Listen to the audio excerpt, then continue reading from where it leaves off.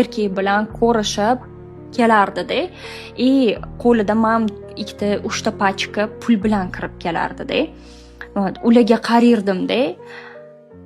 Men to'g'risi, допустим, shunaqa qizlar bor, atrofida qanaqa odamlar o'rasa, o'shalarga o'xshab ketadi.